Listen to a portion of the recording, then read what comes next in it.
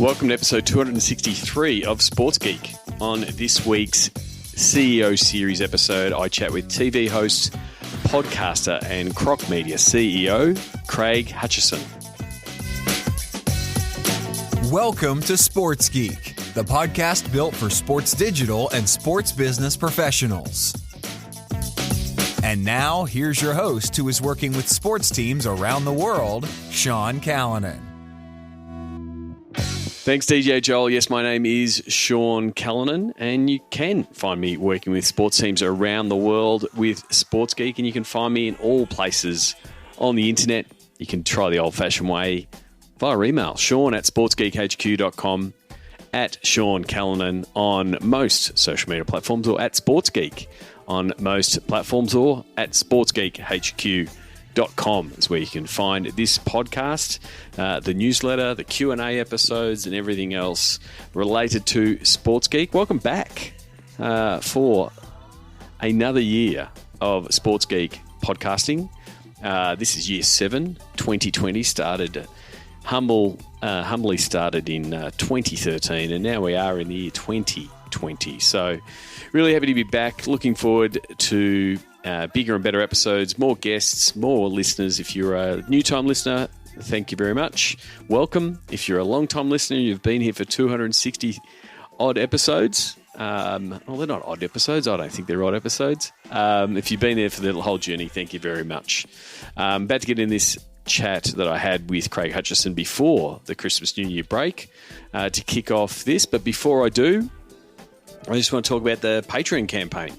You can support our podcasting and sports business content efforts via Patreon. So if you enjoy the podcast, if you find yourself nodding every now and again when I'm having an interview with one of my guests, you can support by going to sportsgeekhq.com/Patreon. It helps pay for the costs of this podcast, both James, podcast editor, Jolie, producer, and the like. And it gives an opportunity also for sponsors that want to reach the Sports Geek audience. I'm really pleased when I hear from guests and they tell me that, of listeners that have reached out from different parts of the world, working for big sporting teams and brands that are listening. If you want to reach those people, you can do so as a supporter of the podcast. So you can do that at a personal level for as little as $4 a month. Thank you very much for Todd Cafflish, who signed up recently in the Christmas New Year break. Thank you very much, Todd, long-time supporter and former guest. Appreciate it. Or if you are a sports technology, sports marketing business and want to reach a sports business audience, you can become a silver or gold supporter and get your logo in all of the show notes at sportsgeekhq.com and in every Sports Geek news. But now, let's get into it. My chat with Craig Hutchison from Croc Media.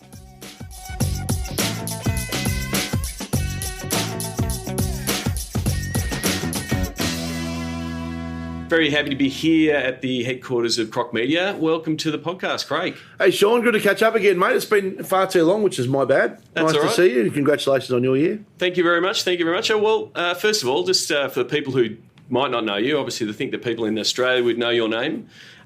You got your start as a cadet journalist at the Herald Sun and as a sports journo. What drew you to little sports?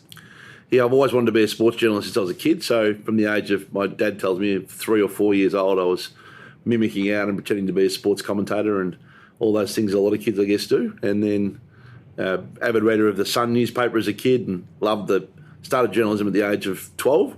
So very fortunate to get an early start. And maybe that was what cooked me in the end, because by about the age of 35, I was cooked from journalism. I'd run my race, but loved it. And obviously it's great grounding for other things you want to go and do in life. So in your journalist career, you pretty much worked at every TV station, worked at multiple radio stations in this town, being a big footy town. When did you start? You said that you were cooked. When did you start looking at the business side of sports media? Not really till I was about 30. I went overseas, kind of resigned to all my jobs in 2005 or 6, and went to the States to live, really without much of a plan. I'd had a little bit of a go at radio syndication by accident before then and was curious about it. Yep. But went away and didn't really have a plan other than I wanted to get out of Australia, and I was kind of a bit broken by the town bit run down and worn out, and was at a real crossroads. Yeah. And so then try to figure out what to do next, and never really had a vision to be in business until then, at the age of 30, and then started. And the first couple of things we did didn't work. PR was, I think, our first vertical, and TV distribution our second, and neither of them worked. Ironically, we're kind of getting back into them some 13 years on, but at the time they weren't winners, and we weren't well planned either. But the third thing we got into was radio distribution and syndication, which we found a little niche in, and we kept going and got a little bit lucky and worked hard and got through, which, well, touch wood, got through. You never know, do you? Yeah. It's always a work in progress. So that started with you doing shows and effectively renting airtime, and was that following a little bit of what you saw in the US?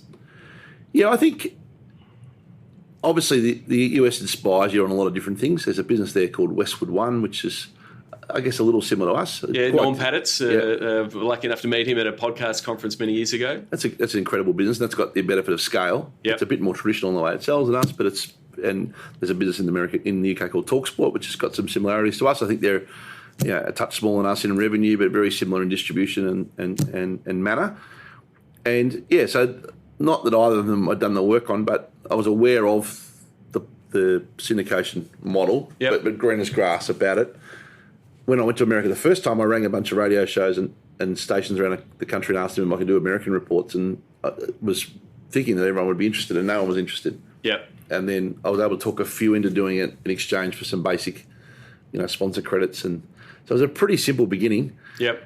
A mate of mine post that called Mark Howard, who now has the Howie Games. Yep, one of the most popular podcasts here in Australia. Which is a phenomenal podcast. He wanted to go to the World Cup in Germany. What's that, about 2007 or 8? Yep. And he asked me if I could replicate what I did in the States for him there. And so I took that on as a challenge and built a bunch of radio distribution for him and built this blog called HowieOnTour.com. And on the eve of the tour, he pulled out. Okay. And for his own reasons. And so I had to find another Howie to go because I'd built the blog. And so I found Anthony Howard to go instead of Mark and played on. So, I've made a couple of early day mistakes, but then got a feel for a little bit for what the stations did and didn't want. And clearly the economic model was a bit back to front. The stations weren't going to be investing in talent. They were open to being paid for their airtime, and generally speaking for airtime that it was a bit more in their minds off Broadway. So that's sort of how it began. And then sort of grew from there to diving more and more into the footy, building out that regional network and starting to, I guess, really get some strength in the regional part of Australia. Yeah, look, it's been more well told in recent times. Regional Australia is 37% of the population. It was largely overlooked. It was difficult to reach from an advertiser point of view. It was undervalued from an advertiser point of view, and still is. Still absolutely is. Of the recent Boomtown campaign, which the stations themselves run, I thought was great. It's 10% of the 10% of the national ad spend and 37% of the population. Like, there's a disproportionate focus on regional Australia. It was clearly a bit of a gap. They're hardcore latched-on sports fans and love sport. And generally speaking, in those towns, the local footy club, the local racing club, the local netball club defines the community. So we thought there was something there we could try and build and scale and be a one-stop shop if we could to help from a sports perspective and to work with the stations. And that was our original thinking. And so we've done, hopefully we've been good advocates, if nothing else, that regional Australia is a great platform. Yeah, I mean, everyone, when they look at Australia outside looking in, they do see the five major cities, and that's where everyone concentrates on. But as you said, there's a lot of people outside the major metropolitan areas. So it makes sense that regional makes a way to connect with the majority of Australia. And when we grew back into the cities, and we're now in every city, we wanted to make sure we didn't do that at the expense of regional. So that was our later challenge, was to maintain our regionality without ignoring the mass eyeballs that lived in cap cities, listeners, I should say, rather than eyeballs. So that's been the challenge. I think the radio industry is in great nick in Australia. It's growing still in a declining media market. It's got great distribution. It's got good owners.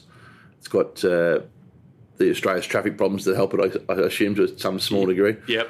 And it's a healthy industry, and we've been lucky enough to that's probably our biggest product. But we're also in 15 different verticals here now, and that's one of them. And that sort of led to 2016 getting that AFL rights deal. And for those who don't know, you effectively acquired all the rights, regional and metro. How did the genesis of that deal come about and be built out to be bigger? Because you're in the regional space. How did you go from that's a big bet in 2016? Yeah, it was the defining point for us, because it could have gone as south the other way if it had failed or if we had done nothing. It was a preventative measure as much as anything for us. So we were the smallest partner. We had a little patch of land, regional Australia. And once a little patch of land, we didn't own any stations, and we had a variation of regional rights. We were probably the AFL's smallest check, I'd assume. Yep. Don't know. And we were aware of much bigger interest from others in a bigger play. So we were worried that we might be lost in the wash. And so you can sometimes got to turn defence into attack, and we thought that the best way to do it was to try and be part of a much bigger deal and to partner with someone on it. And when we were unable to find a partner on it, on the bigger deal, we went alone. Really just to try and protect ourselves, because we knew the alternative, the underbidder, which wasn't publicly or widely known at the time, would have meant mass change in the industry, mass change in platforms, costs. It was a daunting alternative for us if they weren't partnered with, and so we went alone. And in the end, it was quite a complicated deal because it was a series of intertwined partnerships with distribution. Yep. But we were able to grow our business, and we had to really pony up and then build our business quickly on the back of it to keep up with the escalating rights fees. But it was in our world, it was our kind of blockbuster move. And at that time, did it feel like you were on the edge of the cliff, going, "Well, I've got to jump here, or someone's going to push us off"? Yeah, there was no middle ground. So we had to make it work quickly, and so we knew we had to grow our business quickly, and we hadn't been growing that quickly. We were just 2 or 3 years. We were about small growth or same like for like year on year. So There was no room to fail. And sometimes in life, when you put yourself on the line like that, you've got no choice but to find a way to make it work. And we're very lucky and fortunate that we're able to do that and grew ourselves into more of a national cap city business. And do you think that also, like that pressure to make that deal work enabled and forced the other steps that came after that? Yeah, no question. Because then you've got a different business, whether you like it or not. You've got a whole different cost base, a whole different bunch of obligations, and you've got no... It's not like we could roll them out every 3 to 6 months, all the things we did. We had to do them all at one time because we were chips in. So that creates a lot of challenge, but it was also really exciting and still remains exciting. It's great fun. And that, the parts that, again, for the people who don't know, that led to the merger with Pacific Star, which is acquisition and bringing in the SEN brands into the network. How has that piece, I guess, gone, and the continued expansion on the audio side? Yeah, so we always loved the SEN business. We were a supplier for 10 years, and for most of that 10 years had a terrific relationship. It got a little bit tested towards the end on the back of the rights deal and the administration at the time, which I think is pretty well tabled. One of their shareholders was a fund called Viburnum, based in Perth, led by a wonderful businessman called Craig Coleman, and he owned 20% of the old Pacific Star network, and they were at a point of Viburnum of deciding what they did: divest, dial up, or get out. Yep. Divest or dial up. And so he came and saw us, and we had a chat about whether we might want to partner on it if they did something, and we were absolutely interested because it's right at our wheelhouse. And then along came the merger. So we were able to merge the two businesses with the support of both groups of shareholders in the end. And Pacific Star Network we rolled into Pacific Star Network, and we became a public company. Yep. And that's been a whole different journey. And having an owned and supplied environment is quite challenging every day because you've got to think. Yeah, because you've gone from being a partner to all these people, and then having your own platform and serving all parties. Yeah, and you've got to think through how to build your own platform, but not at the expense of your supplied business, and to be hugely respectful to those businesses that you do supply. So that's been a challenge, but a great one. And I think we've been pretty true to that. Like we value the supplied world just as much as the owned environment. It's not like we're pushing SEN at the expense of any other station. In fact, Sports Day here in Victoria outrates comfortably our 6 p.m. show on SEN, and that's great. The Sports Day we supply to 3AW, and we write its ratings probably harder than we do our own. Ultimately, the consumer will choose. We're in the era of choice, as you know very well. And if nothing else, we just want to provide mass choice to people. That's why we've added different channels and different sports, and we want to be able to give a sports fan what they want, when they want it, how they want it, rather than sell our product to them. Let them choose what they want and hopefully be part of that consumer journey. Well, that's the thing. 10 years ago, SEN was linear, and you flick the dial and it's on, and now all of these content producers, including SEN, are on demand, anytime. I can talk to my Alexa and have Jared start talking back to me with results and that kind of thing. How is that? You're obviously a massive lover of radio, and that has the audio landscape changed? It's changed enormously in our minds, and we're still dabbling with it like everybody, but we want a listener to be able to hear us where they want, how they want. We also want to be choice. So if you look at our SEN app, for instance, now, which we've redone, it's 12 months old, the new app. It's up to version 4.0, I think, now. Yep. It's got 203,000 downloads. The average person listening to 308 minutes a week through it, 9 sessions at 29 minutes each, approximately. It's fueling our podcast business, which we've got 14 in the top 100, 2 of the top 5 in the country at the moment. And we've got multiple sports running through. We're doing tile takeovers on sports. The last 2 weeks alone, you could hear Test cricket, Big Bash, Australian Open golf, Melbourne Aces radio, all sorts of basketball, NBA and domestic basketball, NFL this morning as a tile takeover when I got up this morning on our SEN Plus station. The Adelaide 36ers, Melbourne United. Incessant choice, and often 3 or 4 or 5 sports at the same time, and you can flick through on the tiles to the different stations. That's a little bit unheard of in this country from a sports perspective, and we're just trying to let the audience decide what they like and watching the results and testing it. It's not about holding the listener hardcore onto the radio station anymore. It's about letting them be part of the SEN environment wherever they so choose to be. We're serving 1 to 1.5 million videos a month. We've got video coming out of Melbourne and Adelaide every morning. So we're trying to be as much consumer-led as we can and listener-led as we can and see what happens.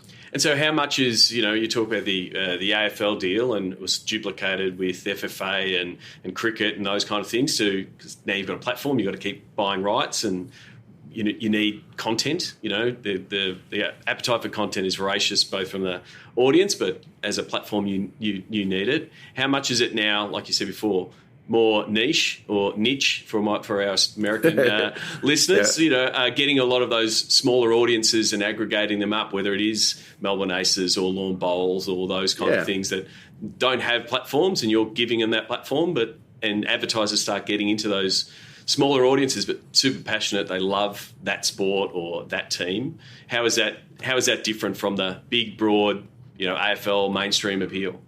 Well, I think we're at a really interesting point of sports rights in Australia. Like in the television world, there's been a significant gap open up between what would be perceived to be the tier 1 sports. I don't choose to call them that because everything's tier 1 in our world. Yep.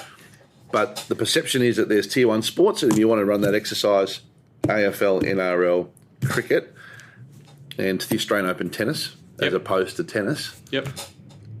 Really, the tier 1 A-League has been a tier 1 from a check point of view, and I think has its challenges to attract that check. So it's probably the swinging voter in the tier 1. Yep. And then there's a gap to the others who have probably been punished a little bit for the amount of money going in by the networks to the top sports. So those sports haven't been able to enjoy the broadcast support from a television perspective that they previously had, which puts pressure on their sponsorships and their advertising and their cost base. Yep. So clearly we've tried to work to help as many sports as we can.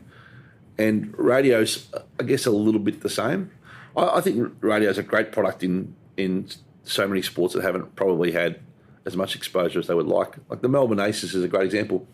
It's, in many people's eyes, a niche sport in Melbourne, but it's a great radio product. Yep. Because it's theatrical and it's got the timing and pace to be able to tell a story. Yeah, it's got great cadence. Yep.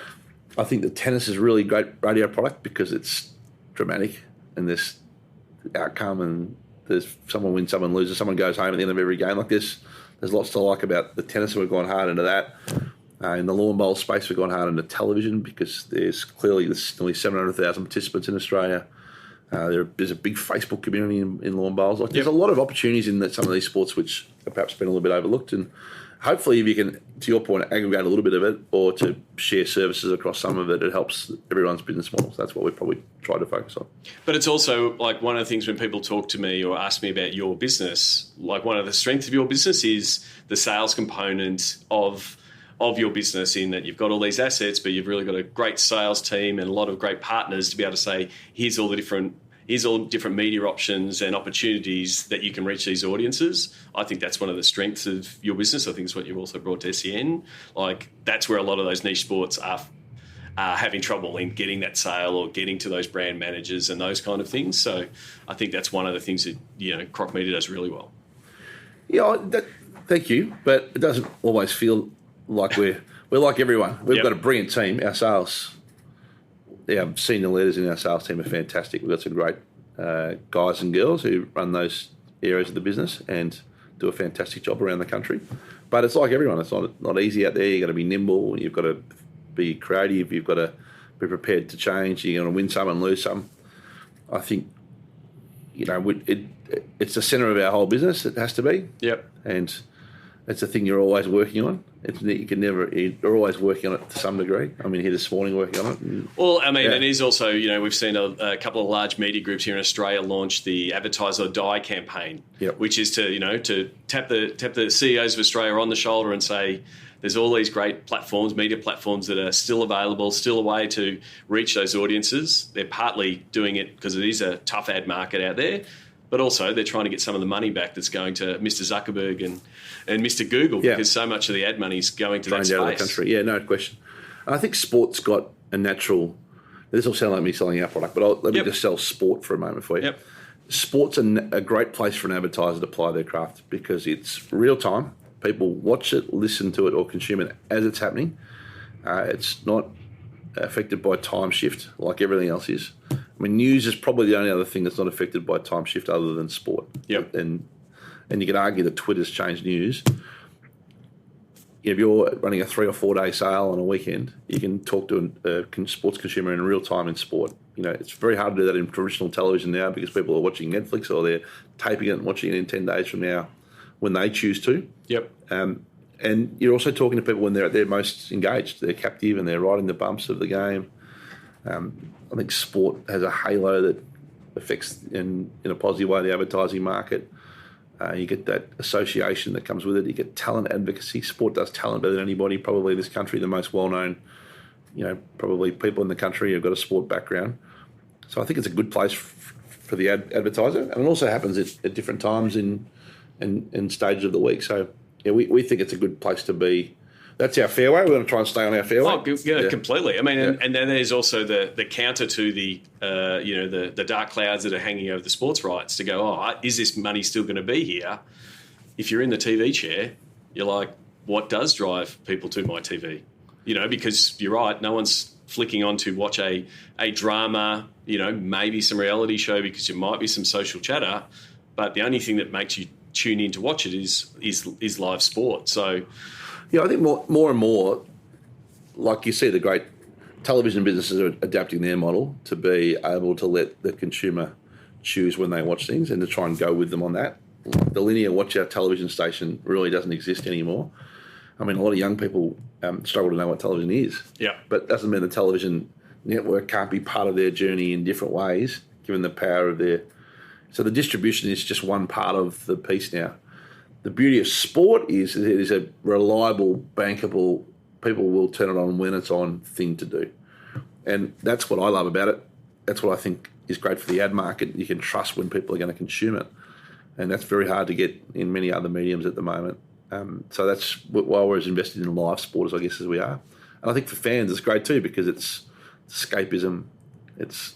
Well, Peter Sorkoff talked about it like a church. Like, where else do you go knowing potentially that you're going to be disappointed by the end result, but you're there for the live experience and you're consuming it, whether you're in the stadium or at home. It's completely unscripted drama.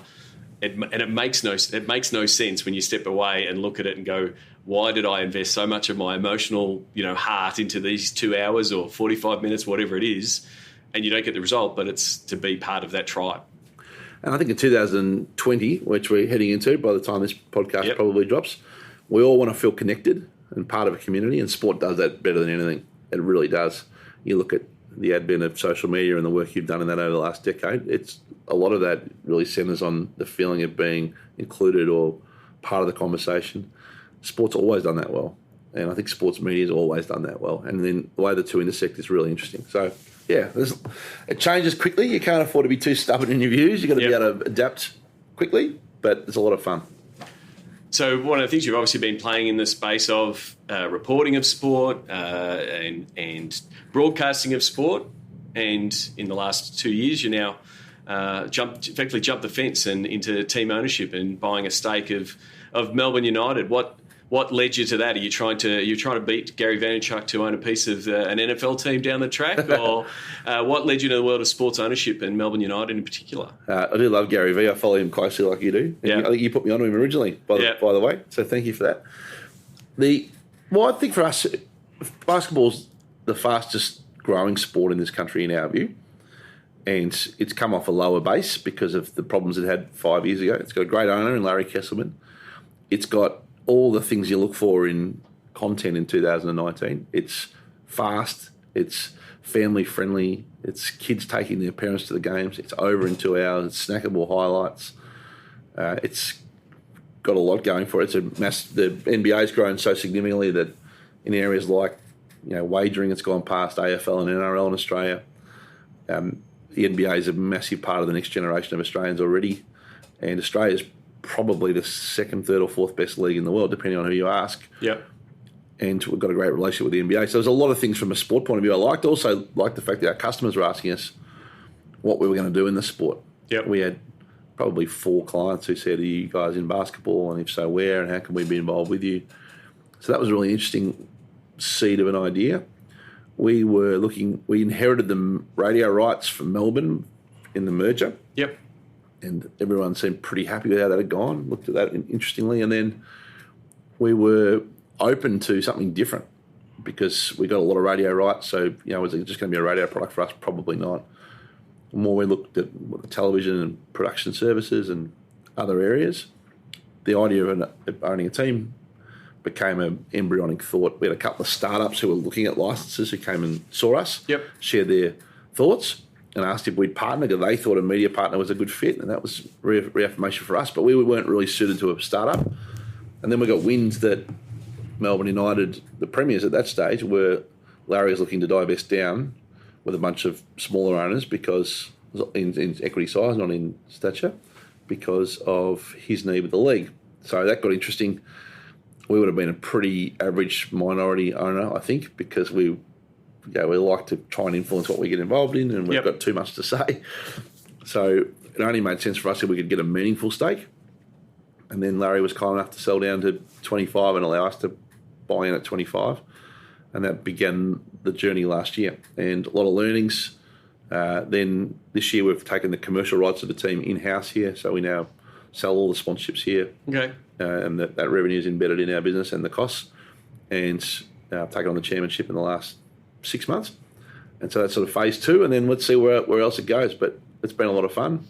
I mean, you're a very well-connected man, so it's not like you're now joining in conversations you might not have had. But is it different being, I guess, on the owner side? Is there different conversations that are happening that you might have missed previously? Yeah, I think I'm out of my comfort zone, that's for sure. I mean, I'm not a natural chairman of a board because I'm a bit of a doer rather than a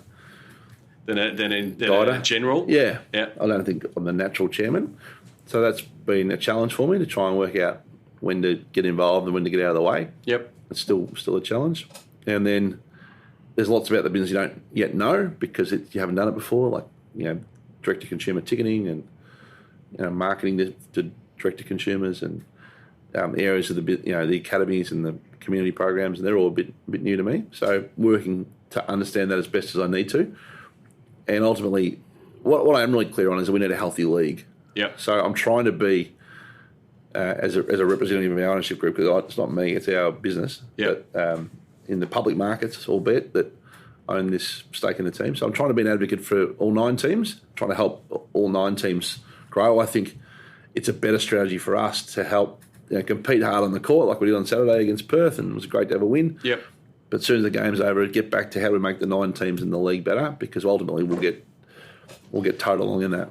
And that's the difference between standard business and effectively being part of a team or a league, because very much the rising tides lift all boats in that scenario. Yeah. And so you've got to balance that to be helping teams lift up and meet the standard or raise the bar is, I think, what Larry has done in the NBL, and Jeremy's done a great job in that aspect to bring everyone up. But it is getting everybody running in the same direction. It's a very different way of running business.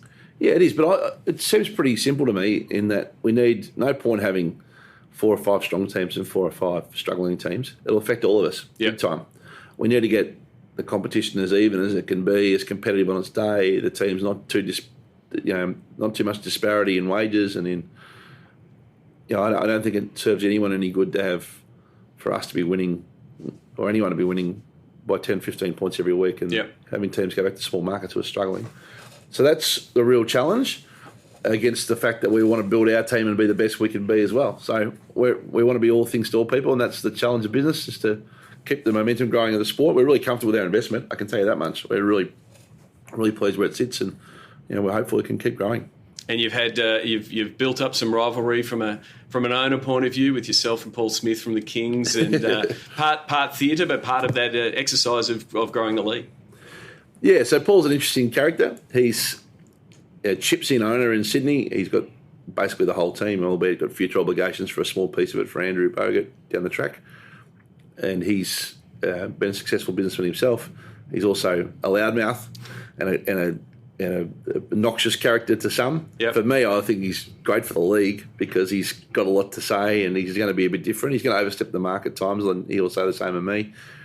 So, but he is. It's really important to us for Sydney to be healthy in this competition. They weren't always healthy, and he's been great for that team, whichever way you look at it. So, yeah, I think he's probably comes from the same school as me, which is let's not have private conversations that stir each other up. If we're going to have something to say, we'll do it publicly. Yep. And I think we've been baiting each other a little bit to this point of the season, and it's been, hopefully it adds a bit of excitement and drama to the small piece of the rivalry, which is very real rivalry between the two teams. Like Saturday when they're playing in Brisbane and they're down, I'd be lying myself not having a look at my phone, monitoring the scores and hoping for a Brisbane win. And he would have been exactly the same against us. Yeah, it's a good-natured rivalry. I think he's great for the sport, and we'll disagree on some things along the way, but yeah. I mean, it is very much Don King or PT Barnum part of it, because you need those people out there causing, getting headlines and starting Twitter wars and those kind of things, because it just builds more eyeballs and drives people in, cheeks on the seats, get people to the games, which is the main priority. Yeah, basketball is an entertainment product where there happens to be a basketball game in the middle of it. It's about fun. It should be fun, theatrical.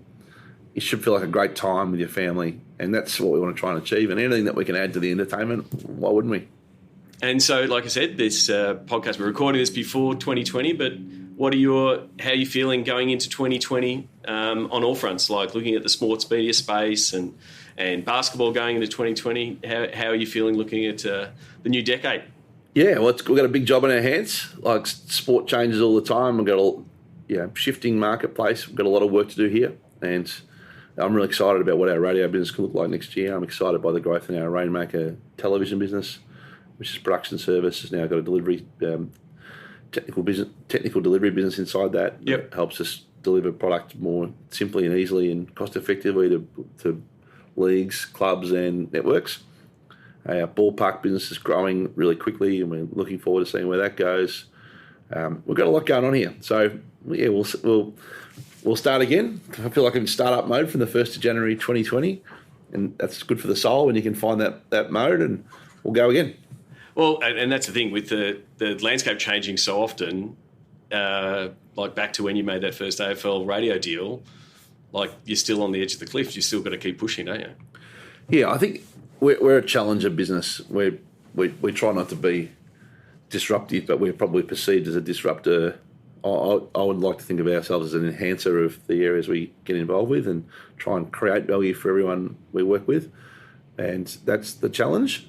So, yeah, we've got to keep being ahead of the curve and innovative and try things. Prepared to fail at a few things along the way. It's a little bit harder in a public company. There's not as much wriggle room to fail as when you're in a private business. Yep.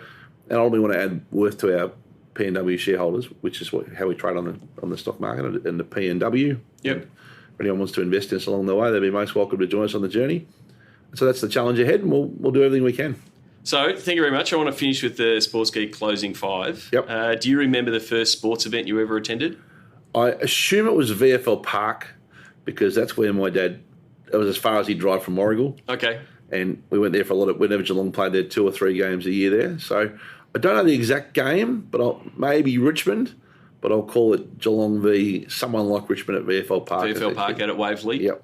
Okay. And you would have been to a fair few sports events. You've been to a couple of Super Bowls and obviously had them covered on SEN. Is there a favourite food memory at a sports event, or do you have a go-to food when you're at a sports event? Well, this won't surprise anyone by the look at me, but my favourite food anywhere is a pie. Yep. Yeah, and party pies in particular. Party pies, just at half-time. Are you worried about the shortening of half-time that you won't be able to get to enough of the party pies? I think it'll be good for my waistline, the shortening of half-time.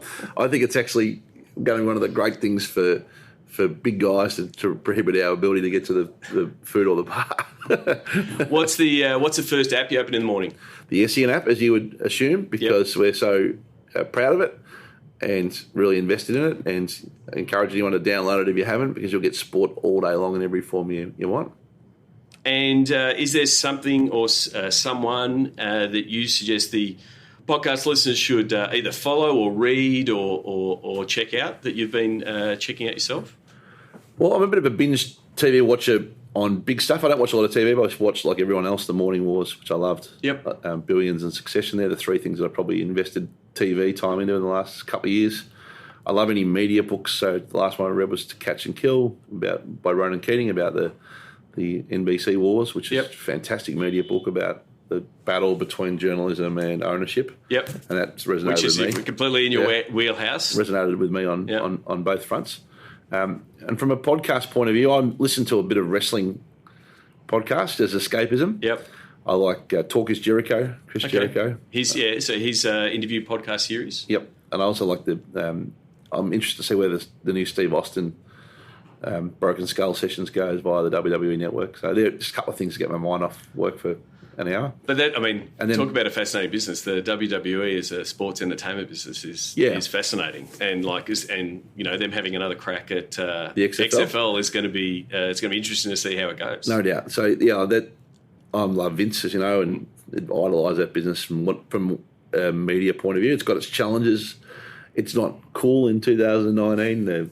The internet trolls have turned against it, and the young startup AEWs are more, I guess, internet friendly, and you would read the themes of that audience better. I sense that the internet community has, and probably not even the right term for them these days, has gone a bit the same way as global politics has gone. There's a lot of swim against the stream going on, which is why your Trumps and your Borises are landing in jobs. Yep. And I think things that were historically cool are tarnished by having been cool in the past. WWE is right at this interesting spot, isn't it, where the online world doesn't just forever out to bash it. And I sense we've gone past the tipping point of that. What do you think? But they were so early on things like OTT and, to grab the BAM network and roll that out. And everyone said, no, the model is pay-per-view, everyone pays this. And then everyone figured out $9.95, why wouldn't we do it? So I think they've been, quick to build out different models. They were doing like the universe before Marvel was doing the universe of, here's all of our storylines. They all weaved together. They were early on reality. So I think, I trust that Vince and the team there are going to keep they're one of the most nimble billion-dollar businesses in the world, right? They just keep, changing up, going into new markets, going in with new offers, starting up new brands. it's almost like, the beer companies are now just buying up all the craft beers, and people are thinking they're drinking craft beers, but they're owned by, 3 of the global breweries. They're just creating these new brands that new fans are going, oh, look at me, I'm cool, I'm following this new brand, not realising that Vince is driving it and that kind of thing. So I think that's where I think, they're very good at creating these new brands, and that I'm interested to see what they do with the XFL. How, if they go, full heel effectively on the sport, or whether they develop it as a sport in its own right, and how much of the theatre entertainment they bring, and how much, it's actually a game. It's one of the most fascinating sports things for me in 2020, how they handle that, because they probably overplayed their hand on the wrestlingism, for lack of a better word, last time, didn't they? I think they'll find a better balance. They're much better funded too. They're in for the long haul. And I think it'll be great to watch the XFL. I can't wait to see it start in February. And because we have seen all of these new sports invented since they first did it. Like, first time they did it, it was like, cool, we'll just put wrestling and football together.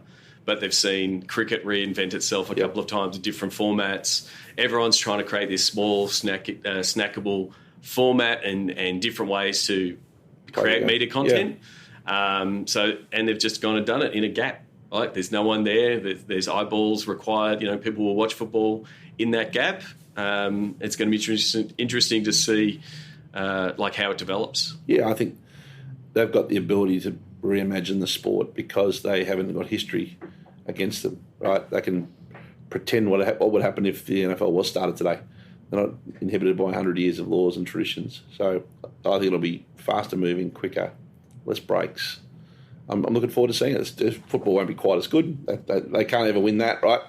A leader always going to play in the higher competition, so they can win the consumption battle if they're smart. And it's good to see there'll be an Australian connection with the guys at Champion Data doing a bunch of the stats and the analytics and integrating into broadcast and all that kind of stuff to give a new feel to that game. That's really cool for them. So I wish the Champion Data guys luck with that. They're good people. And the last one, what social media platform is your MVP? Social media MVP? Yep. Well, I don't want to sound too self-serving, but I can consume so much of our own content now, and I'm forever looking at other people's just to see how ours go. I love what Gary Vee does. Yep. And again, you put me on him. I'm sure it was you several years ago. Yeah. So thank you for that. Is there a platform that you consume that's the way that you consume all of the different media that is your go-to? No, I'm a surfer. Yep. So I'm not someone that lets someone else aggregate my consumption. I'm really interested in what Twitch is doing. I think they're in a really interesting phase of their growth. Yep. By my own admission, I'm not an expert on their business model or their distribution model, but we could send people to the sounding board where yourself and Damo, which we're explaining what Twitch was. Yeah, but I think it's what they're doing is really interesting. I think Amazon are obviously doing some very cool things. Well, it is the like being in the gaming esports space. It is it's a more engaged audience. It's that lean in. Everyone talks about, I'll be lying back on the couch, I'll have the phone, and that'll actually be the first screen, and I'll be watching the sport on the second screen on the TV. Like, that's flipped in the last 5 years. Whereas Twitch, because it's got this conversation element and that social element, and that, hey, I'm chatting with people, which we've had on other platforms. We've watched Ashton Agar over in the Ashes nearly, get a big score, and at 1 o'clock everyone's talking to one another on platforms, whereas Twitch offers that integrated. It's going to be interesting to see how they start entering and talking to advertisers. And I think advertisers and rights holders are going to be the ones that drive the change, because at the moment they're not as sophisticated enough to tell, a McDonald's, this is who's watching. Here's how long they're watching for, because they haven't built out an ad platform like Facebook and Google. So, but they've got a really engaged audience. So I think some of the stuff that the NBL is doing is really exciting in putting both the product on Twitch to be a new audience, but then this co-streaming idea, which allows a streamer to commentate the game and bring their audience, because they've got their own audience in their own right. Yeah, that's cool. So we'll see things like, Ninja, which he has done, commentate an NFL game, and Ninja's audience will be watching NFL for the first time. Yeah. So that's where, the media rights and everything changes so quickly. And that's the beauty of the NFL, is it can actually, by accident, design or otherwise, kind of cut out the middleman being the broadcast partner and just talk directly to a consumer, and often who've got their own audiences to bring to it. So I'm fascinated. We've been part of the trial. We called Melbourne United. We were the first ones to call our own game on Twitch. Yep. We want to see more of our fans start to do that. So it'll be an interesting evolution the next couple of years. I'm looking forward to it. And so where can people follow you, follow all things Croc Media and Twitch? Where should they be going? At Craig Hutchison on Twitter is a pretty good place to start. I would think my email address is the only widely made available email address it's on all my social footprints. Yep. I encourage people to get in touch directly, craig@crocmedia.com. Reach out to yourself in LinkedIn. You're active in reporting what the Croc Media and SCN are doing on LinkedIn and becoming more active in that space. 100%. So you can find me there or wherever you like. And thanks for your time. Good luck for your business next year. Well done on your foray into esports. It's brave and smart, and wish you luck with it. And thanks for all your support over the journey. No worries, mate. Cheers. New workshops on audience, content, distribution, valuation, and pitch following Sports Geek's Digital to Dollars process. Go to digitaltodollars.com. Thanks again to Hutchie, as he is known, an absolute media giant here in Australia, doing some terrific things in the radio and TV space. If you're not following him on Twitter, you should. Craig Hutchie, as he said. Connect with him, Craig Hutchison, on LinkedIn. The links will be in the show notes, which will be sportsgeekhq.com/263. And if you are on LinkedIn and we haven't connected, my apologies. If I haven't connected with you as a podcast guest, podcast listener, that's my bad. You can connect with me, Sean Callanan. Send me an invite. Please tell me that you listen to the podcast. I'm very likely to accept anyway, but if you tell me you listen to the podcast, I'll actually reply and say thank you as well. If you are a connection on LinkedIn, you might have seen a post that I did at the start of the year. As Sports Geek is now entering its 11th year, I've been able to reflect on the people and teams I've been fortunate enough to work with across digital marketing technology in the world of sports. And terribly grateful for that. And it's something that I'm thankful for every day.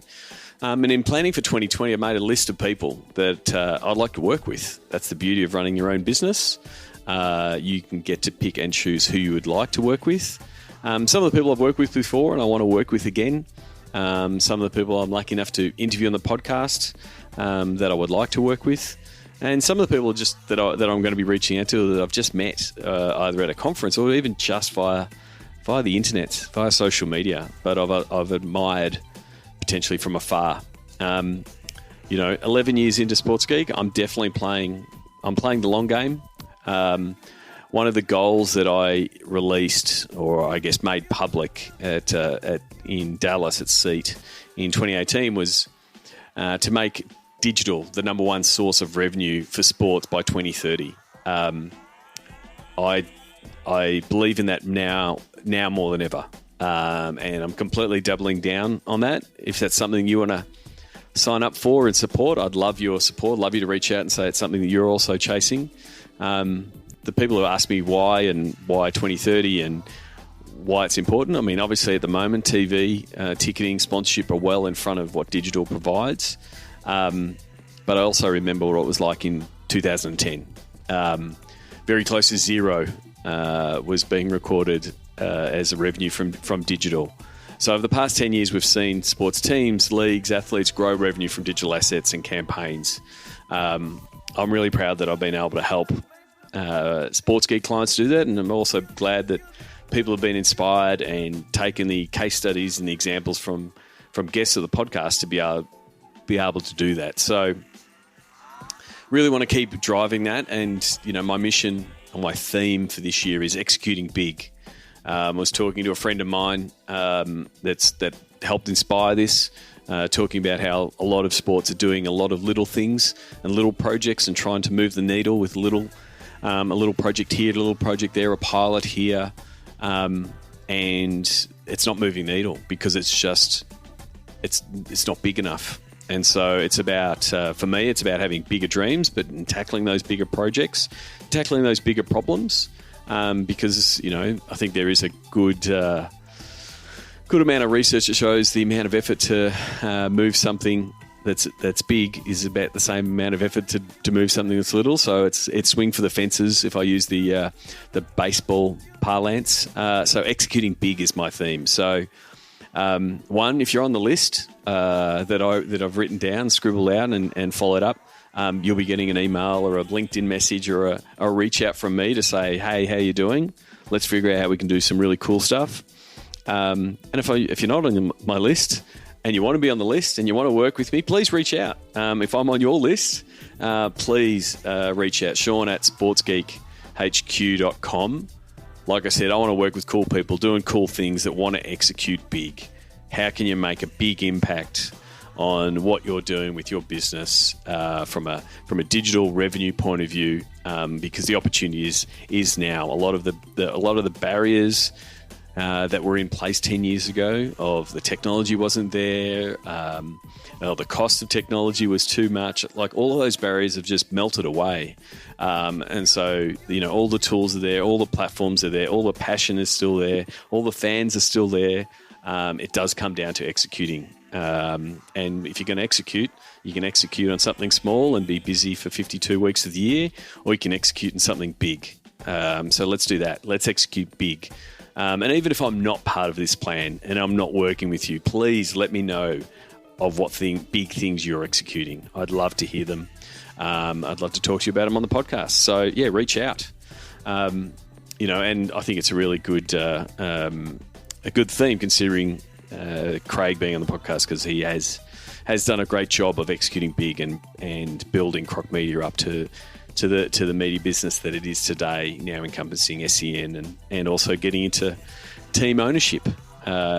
So yeah, if you're executing a big idea, please reach out. For a wrap up, Sports Geek Q&A will be coming back. But what I need to fill the questions. I need more questions. So we've had 9 episodes so far. I will answer 3 questions each episode. Try to keep it short and snappy. Try not to get too long-winded. So if you've got a question, go to sportsgeekhq.com/questions to have your question featured. And it can be any particular topic that you want me to answer. I will do my best to answer. Whether I know the answer or not, I will answer it my own way and give my take on it at the very least. Probably more opinion than fact. You can't be wrong. Everyone's got an opinion. You can't be wrong in that sense. So yeah, send in your questions. sportsgeekhq.com/questions if you want to fill out a form, if that's easier. But you can always send me a tweet, send me a message, send me a LinkedIn message, or anything along those lines, and I'll bank some of those questions to have more episodes of Sports Geek Q&A out from January 24, coming out every Friday. So there'll be 2 episodes coming out every week, the regular podcast, interview podcasts like the one you've listened to today, and Q&A episodes on Friday. As always, I would love your feedback and love your reviews. If you've left a review recently, thank you very much. You can leave a review on the Apple Podcast Store by going to sportsgeekhq.com/Apple Podcasts. Until next week, don't forget, you can sign up to support our sports business content efforts at sportsgeekhq.com/Patreon. But until next episode, my name is Sean Callanan, and you've been listening to Sports Geek.